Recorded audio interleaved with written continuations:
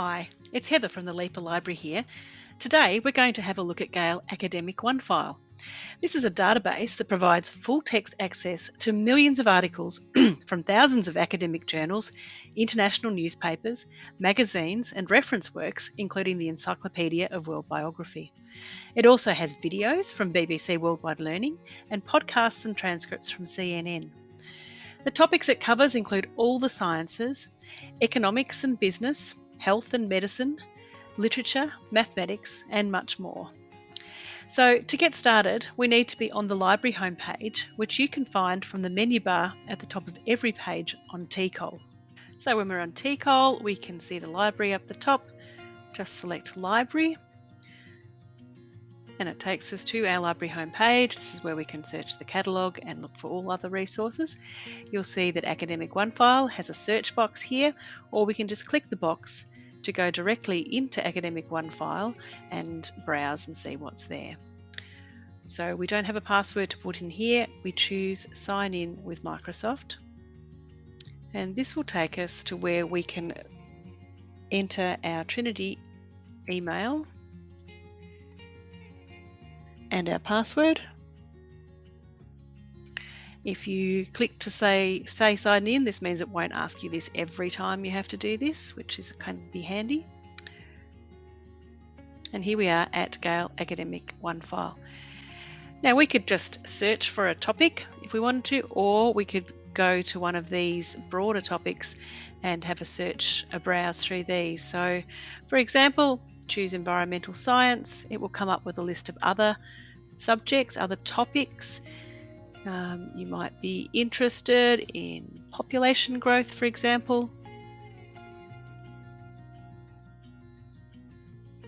And it comes up with a range of results for you. Not a huge number here, which is probably a good thing. They're categorized into academic journals. So these are journals that are published by respected educational institutions that have been created, articles that are written by researchers and people who are well qualified in their fields. There are magazines. This is more popular literature, so not necessarily very academically rigorous, but still useful resources. There are also books, and then there are news items. These are things that have been published in newspapers or on news websites. We go more closely into academic journals. You can then browse some of the topics that are here. You can also filter your results. For example, if you're only interested in things that are perhaps very recent, you can say, well, look, I only really want the last 2 years of information, so just choose a date from about 2 years ago, and then we could go ahead to today and go, all right, we want anything that's been done from roughly the last 2 years, and click apply. And now we get down to only 2 academic journals that have been published in this particular topic, 16 magazines and 60 news articles. Let's have a look at searching Academic OneFile. All right, today I'm interested in Alzheimer's disease. I need to be able to spell.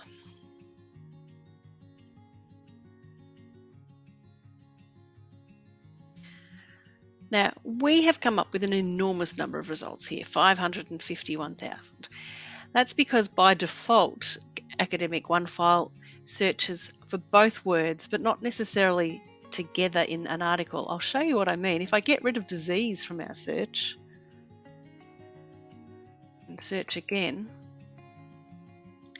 we've now only got 129,000 because it's only found articles that have got Alzheimer's in them.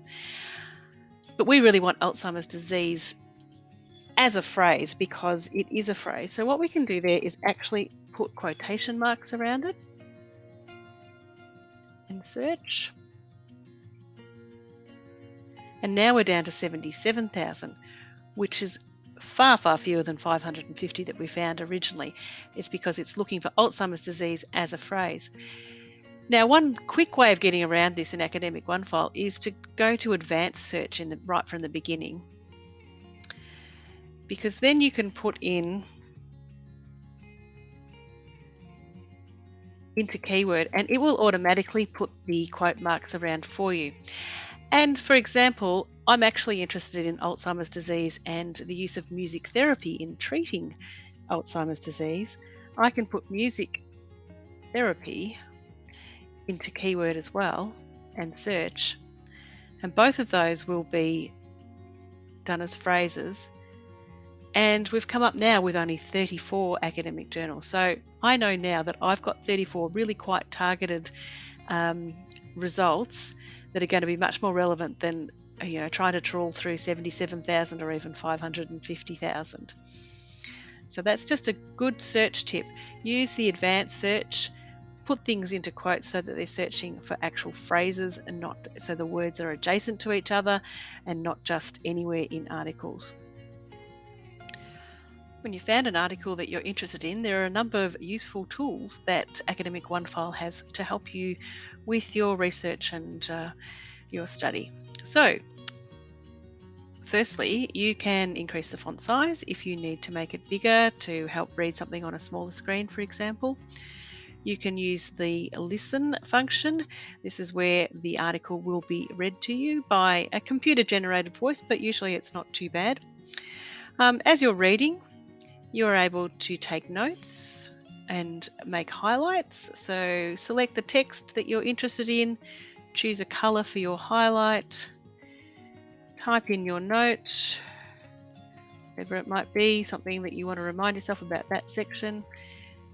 Keep reading through. You can check another section, choose a different color if you want to. Another note. You'll see here there is define as well. So if you do happen to find a word that you're not sure of within the within Academic OneFile, you can actually look up the definition of words. So just highlight, click define, and we get a dictionary definition of the word that you've clicked there.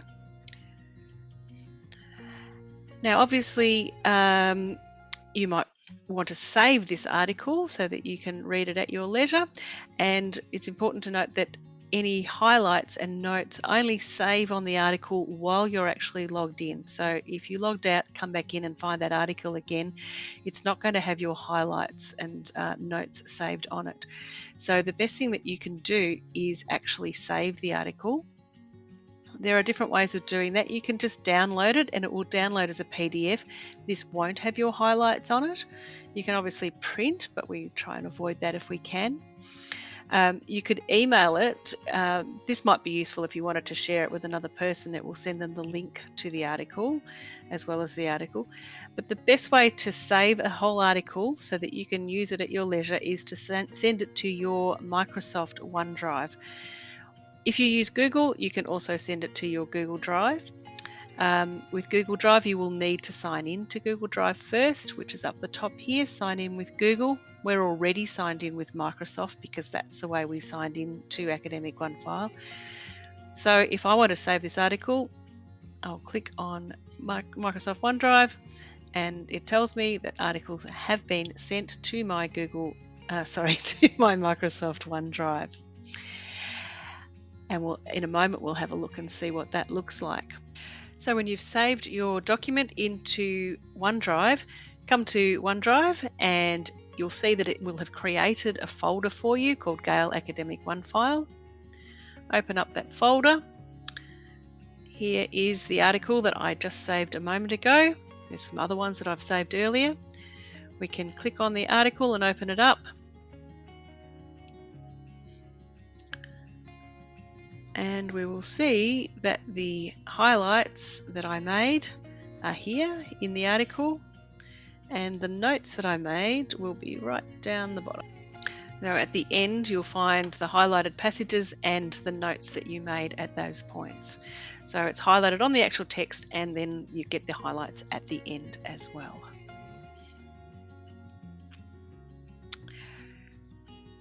You can also save a citation for the article for your reference list, and this is very, very important.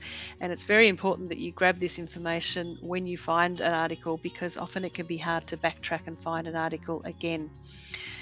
Now, if you just click on Cite up here, you can choose the citation style. Most likely it'll be APA 7th that you'll want to use. Now, I will just point out, it gives you a link here, which is the link into Academic OneFile. Copy this, paste it into where your reference list is sitting, but I would suggest